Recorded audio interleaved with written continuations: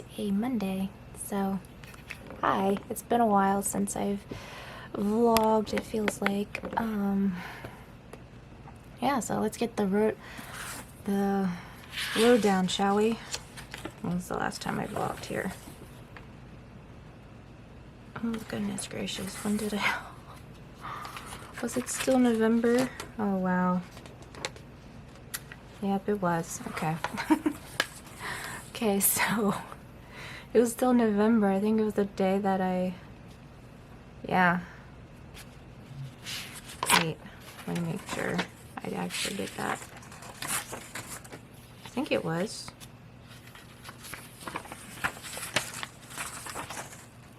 Yeah, okay. Alright, so let's go recap for where we were last time, which was Sunday, November 24th. Church, nap, evening service. Okay, Monday the 25th of November was off. We had chores. Doesn't say a nap. I guess I did. I don't know.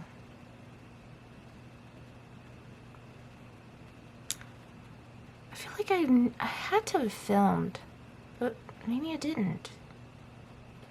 Anyway, I feel like I filmed part of this, but maybe I'm not. Maybe I'm tripping. Anyway, Tuesday, November 26th, worked at 3 houses. Wednesday, November 27th, worked 3 houses at dinner as a family. And we went to church that evening because Ricky didn't have work that evening. Gosh, man. Didn't I had to film. Yes, I did. Okay. I just didn't write it down. Or did I? I have had to film on Thanksgiving. Yes, I did film Thanksgiving. Oh my gosh. Sorry, guys. I knew I wasn't tripping. I was like, I just didn't write it down. Wow. Okay. I know I did. I was like, I know I vlogged Thursday on Thanksgiving. I know I did. Alright. I think now we're up to speed. Okay, so after Thanksgiving, Friday, November 29th, I had off, did chores, made dinner, or helped dinner, decorated for Christmas. So our house, I had inspiration. I don't know why, but I did. Went around and took the Christmas totes out and threw some stuff. Zachary already had his room. I decorated mine. I even put a little manger and crystal little glass tree in Ricky's room, just to keep him a little festive as well, so he didn't feel left out, even though he questioned it. But you know, that's Ricky for you. He questions everything. Anyway, did the downstairs tastefully. Haven't been able to get the table. I had it done, and then Mom had to work on it because she's doing her portfolio and needs the space to lay everything out, so I had to take everything out.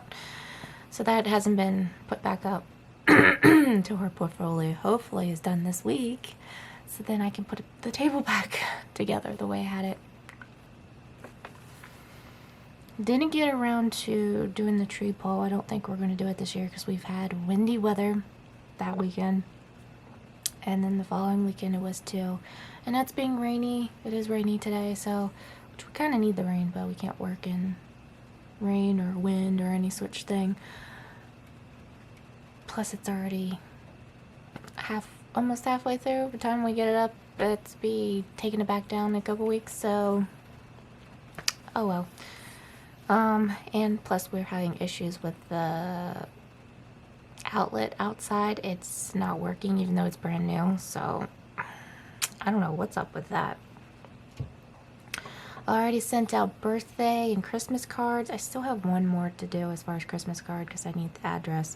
I accidentally erased the address to this individual. So I need to ask Ricky for it, and everyone else got their cards, so I'm just on the ball. I want to get everything out and sent out, especially now because everything's crazy and busy, and there's a lot of packages and cards and everything needs to be sent out. So I was like, you know, let's just do that. So that's what I did. Saturday the 30th of November, had off. got up early. Not really necessary. The cats got a new home. The people that's delivered our meat, it was already packaged. We just had to simply put it in our freezer, which is so much easier, guys. So much easier, instead of having to do it, go get it, fix, cook the meat, or package it ourselves and then put in the freezer. It just takes a lot of work, but they were so grateful. We're so grateful that they did it themselves, and we didn't have much to do. And they took the cats off our hands. So they have a good home. We don't have to worry about them anymore. It's not extra expense or anything. We don't have to see them cry at the door anymore and feel sorry for them, especially Mom, because Mom is very sensitive, more than the rest of us. I'm not saying the rest of us don't care for them. We just try to put our emotions to the side instead of feeling bad about them. I know that's terrible. But it's like, what do we do? Like, we can't have them in because Momo's already in the house and we don't even want her. So it's just like, oh my gosh. And Momo's not gonna want another cat or animal inside the house. But anyway, they have a new home. We have gotten some updates about the cats. They've been afraid of the ducks, or at least Pencil has. That's happened here because we have chickens across the way, and that's why Pencil came over to our house, because she felt safe. But anyway, that happened to them, and Pencil was found in the house next door and is over there, and of course Grayson followed her because that's all he knows. And so it's like, yo, we try to give you a good home that's gonna be safe and warm, and you choose to be afraid of the other animals. But anyway, it's not our problem anymore, as long as they're still well being cared for and loved and fed. That's all that matters. And if they don't want to be where it's warm and comfortable, that's on the cats. And I napped that day as well because I got up early. Sorry. Congestion. Sunday, December 1st, church, nap, evening service. Monday to 2nd, had off, chores, napped. Tuesday, same thing. The 3rd was off, chores, nap.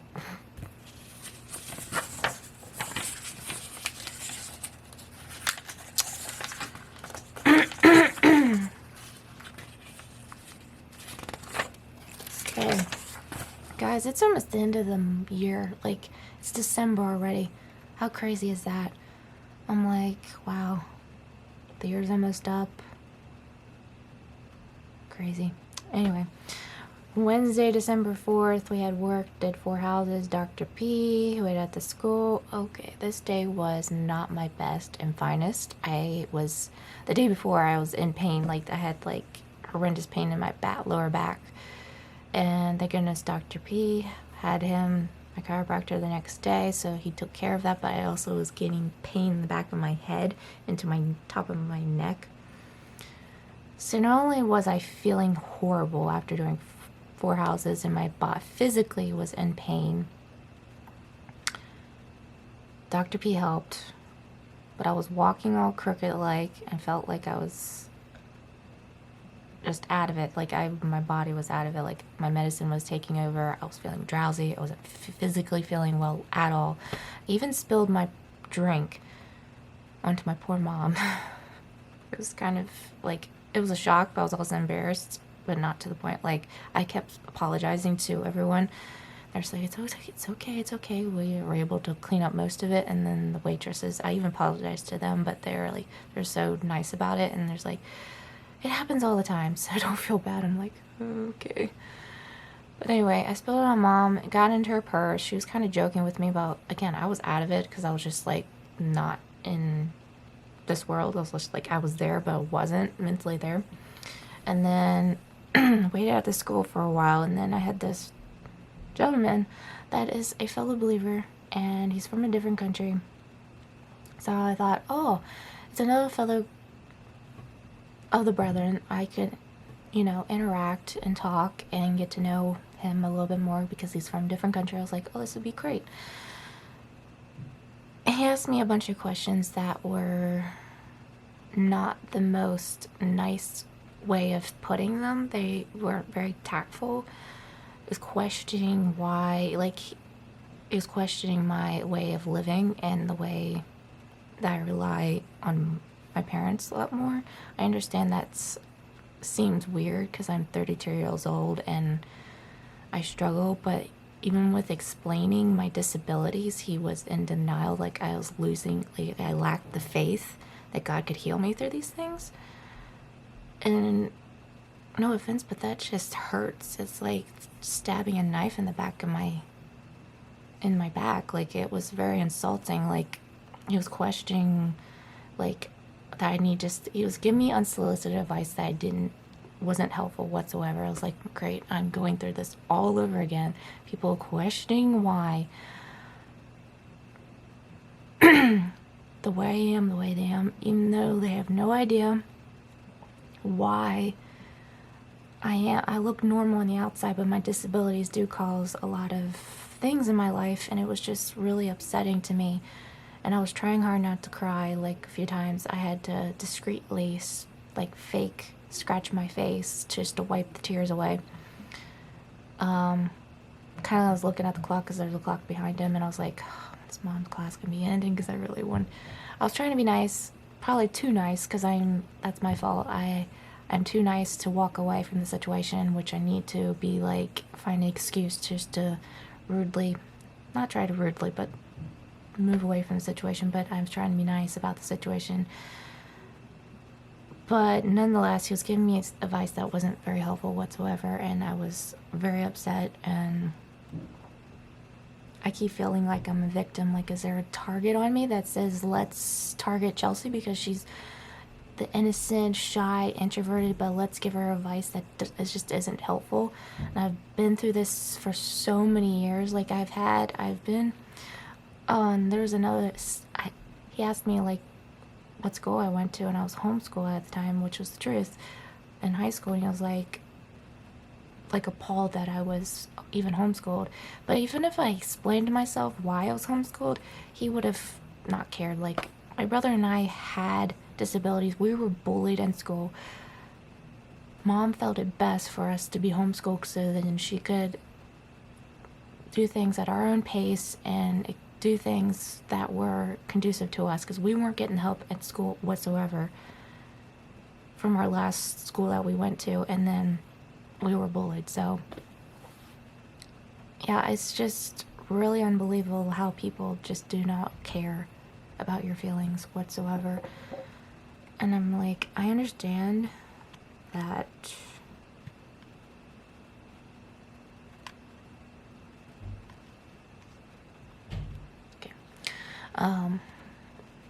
understand when you're kids, you don't understand how to express your emotions. You don't understand how to express those in a nice, tactful way, so you take it out on someone else, even if you don't really know how to deal with those emotions. So as a kid, it's hard to explain, and I understand when they're being the bully, but as an adult, I'm like, there's tactful ways of doing these instead of attacking people. I felt like I was being, I keep getting this word wrong because it sounds very similar to other ones.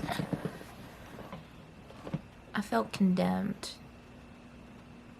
Like he was condemning me for being myself. And I felt this small. Like I felt really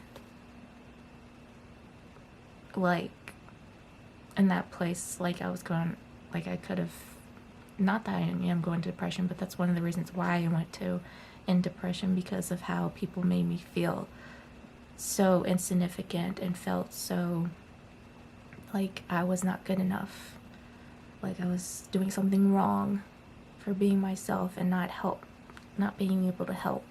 Because just because I look normal on the outside doesn't mean there's nothing going wrong on the inside. Like my scoliosis it hurts. I'm in physical pain, but it also doesn't help my nervous system. It doesn't help my brain function. Of course, all those seizures damaged my brain throughout the years. Like I'd have difficult functioning and staying focused and all these other things. So people don't see that there's a lot of trauma going on in here and in my back and neck and everything else. So it affects my speech, affects my walking, it just affects everything. Everything is just like a domino effect. So yeah, I came home. It was pretty late. I got my pajamas on and just wept and cried, and I was like, Lord, why do people have to be this way? Why do people have to be so mean? Why am I constantly being attacked for just being myself? So I felt horrible, and I cried that night. Had filled up the tissues. Filled up the trash can with tissues. Had tissues on my bed. Eventually cried myself to sleep. I stayed asleep because I knew I was exhausted from everything. Like, not only was I physically exhausted, I was mentally and now emotionally exhausted. So I knew I'd fall asleep after doing 4 houses and all that going on. And then I had to explain to my mom because my eyes were all puffy. I knew that was going to happen. I was like... And she felt bad because she always does. And then... And I feel bad because then it's like all the blame goes back on my mom, like how terrible of a parent she has been to my brother and I. And I'm like, she hasn't. She's done everything she could to good for us. So anyway, so all that was a miserable day, and the next day wasn't as great either because I felt emotionally drained that day.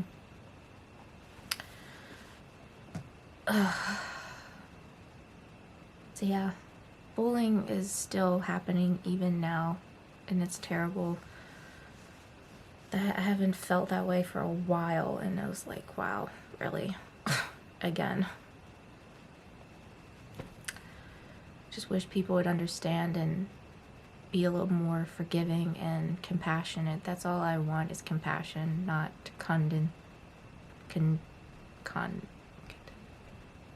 condemnation. That's not what I want. I want someone that's more compassionate. So, especially when it comes from someone that knows the word and knows God, it's like I second guess people that are like that and claim to be Christians. I'm like, if you're claimed to be a Christian, you need to be more loving and kind and compassionate like Jesus was, not condemning someone because you don't understand something. I'm sorry, but you're not God. It's God's job to judge an individual, not you. You know what I mean? So stop acting like God if you're not him. Be a little more compassionate like Jesus was. That's all I'm saying. So Thursday the 5th, I worked, did 4 houses. I was, again, drained. I don't even think I ate lunch that day. I ate my lunch when I came home. It was basically a dinner because I just was just out of it. Plus, on top of it, I started my period that day, so I was like, alright. So, yeah, well, that just happened. Friday the 6th, December 6th, I worked, did 2 houses, went to Sam's and Martin's. That was kind of a better day. I felt a little bit better. The sun was out, so that was nice. And I was feeling a little bit better that day. Saturday the 7th, did chores. Did we have dinner that night? Can't even remember what happened. I didn't write anything. Sunday the 8th, church, nap, evening service. And we're here doing today, so yeah.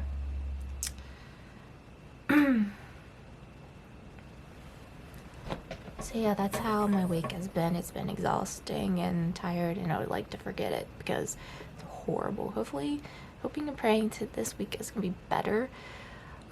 Yesterday was really nice actually because we had a good time in our Sunday school class.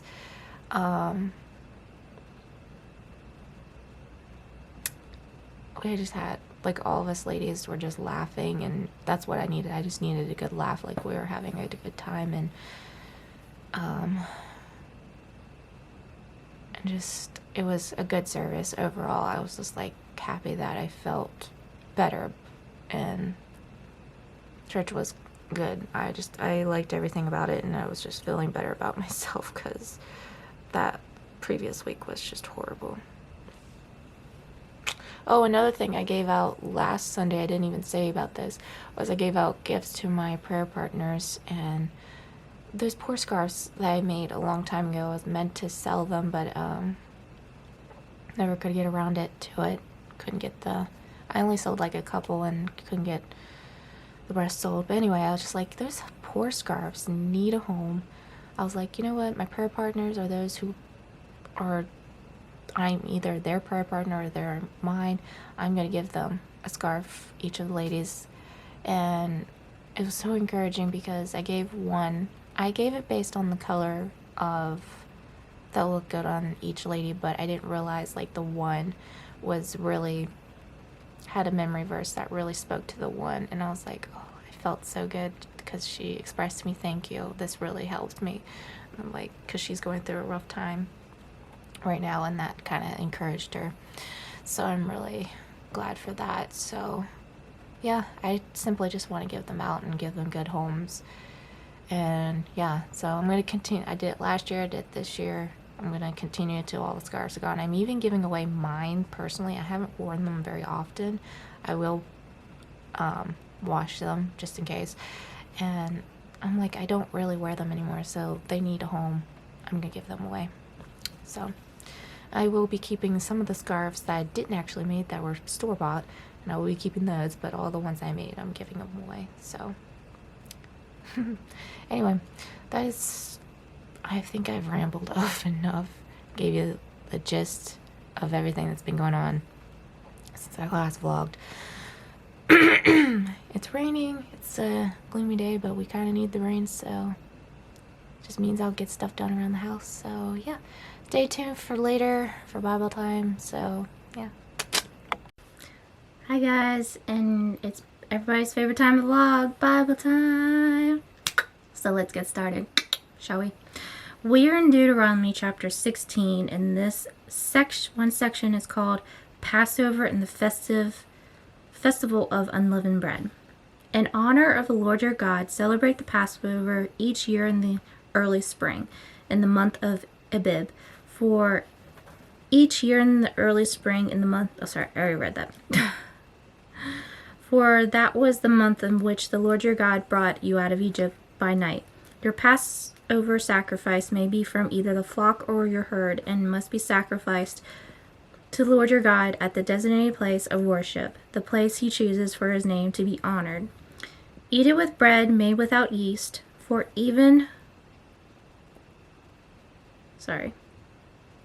7 days the bread you must eat must be made without yeast, as when you escaped from Egypt in such a hurry.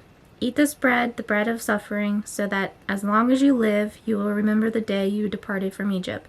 Let no yeast be found in any house throughout your land for those 7 days. And when you sacrifice the Passover lamb on the evening of the first day, do not let any of the meat remain until the next morning.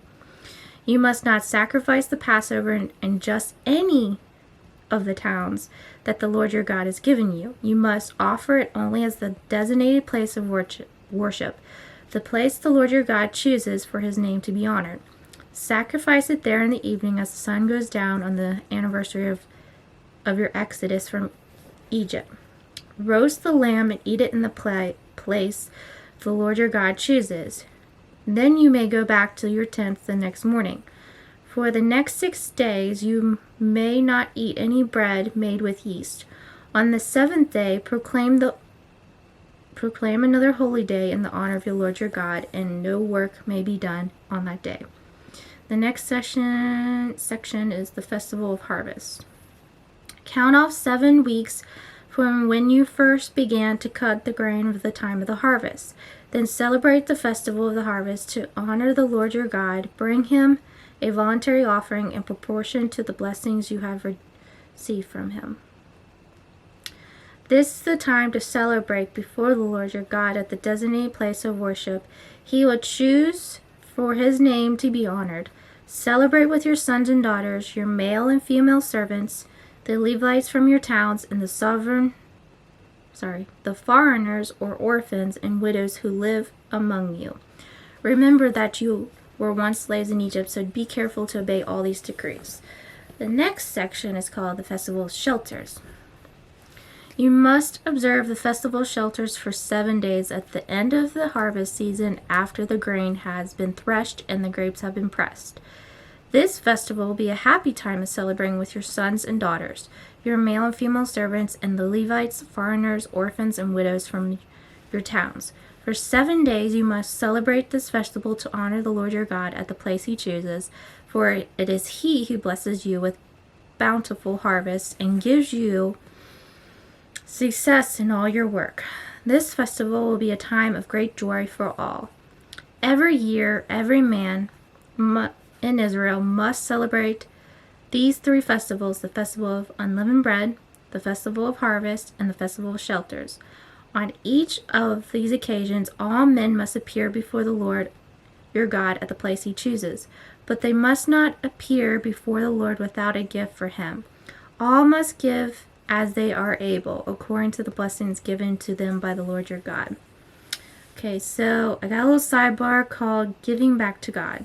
3 times a year, every Hebrew male was required to attend 3 feasts whenever the tabernacle happened to be. That's in Exodus chapter 23, 17, and chapter 34, 23. At these feasts, each participant was encouraged to give what he could in proportion to what God had given him. Although God does not expect us to give more than we can, we are blessed when we are able to give cheerfully. For some of us, 10% may be a burden. For most of us, it is far too little. If you were to give in proportion to what you have been given, what would you give? I always give 10% because that is the necessary requirement. Sometimes I give a little bit more, depending, but I always give my time and energy as much as I can when I can. But as far as money, I always tithe 10%. Sometimes a little bit more. If I have the money, like this year I gave more than I usually do, so. Okay, the next section is called Justice for the People. Appoint judges and officials for yourself from each of your tribes in all the towns the Lord your God has given you. They must judge the people fairly. You must never twist justice or show partially. Never accept a bribe, for bribes blind the eyes of the wise and corrupt the decisions of the godly. Let true justice prevail, so you may live and occupy the land that the Lord your God has given you. You must never set up a wooden astral pole beside the altar you build for the Lord your God, and you never set up sacred pillars for worship. The Lord your God hates them. So that is chapter 16. So now we're getting to devotion time. We're still in Ezekiel. The title is called A Serious Relationship, and we're going to read in Ezekiel chapter 16, verses 59 through 63.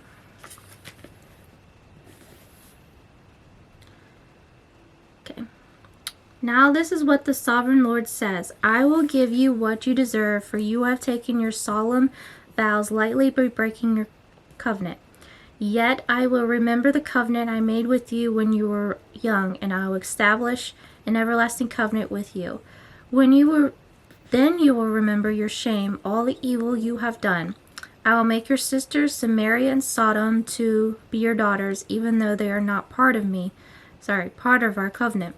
I will reaffirm my covenant with you, and you will know that I am the Lord your God. You will remember your sins and cover your mouth in silent shame when I forgive you of all you have done. I, the sovereign Lord, have spoken. Alicia has caught up in the excitement of her sister's wedding. She helped choose the bridesmaid dresses and the flowers. She looked forward to the party that would follow the ceremony.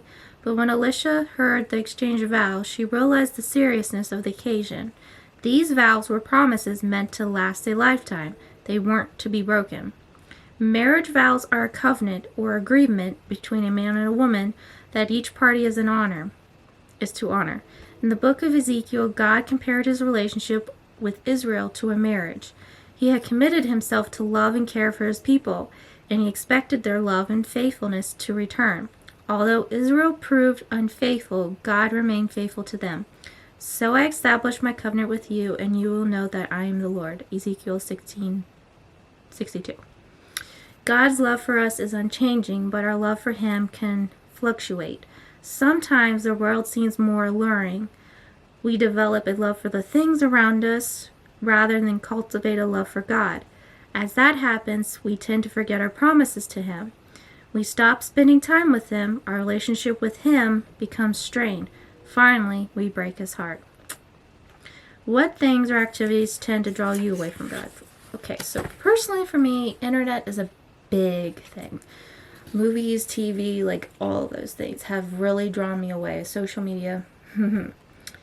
And because of those, God has convicted me and has told me like I had to take a break. And I felt led to take breaks. So sometimes it's been a year, sometimes it's been months, sometimes more than a year. But every time I'm like, I always go to God and ask for forgiveness because those things can take me away. I feel like those are the main ones. There's probably some other ones, but those are like the main ones. Social media, the internet, any TV, like those things get me into trouble sometimes. What practice helps you to remain faithful to him? Praying through it. That is the main thing. Subtracting myself away from them, asking forgiveness to God, and just praying through it to help me see clarity, not wanting those desires to consume me. And I asked the Lord, I was like, Lord, help me not to feel so addicted to it. And God has released that addiction away from me multiple times. And I'm sure I'll continue to feel this way because we live in such a digital world. We're so consumed. And yes, I'm eventually going to probably make a career through social media and stuff. So yeah, it can be very time consuming and very, I'm not saying it's a total sin. It just becomes a sin when you're consumed by it and we leave God out of the picture. And so I have to evaluate what's more important in life, which ultimately for me, I can't say for anyone else, but for me, it's God. So I have to put God first and then let everything else come second, third, fourth, and so forth. So, so those are some things you can think about.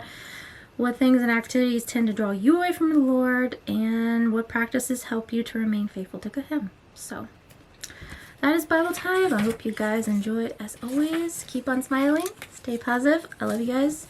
Jesus loves you, and I'll see you guys next time. Bye.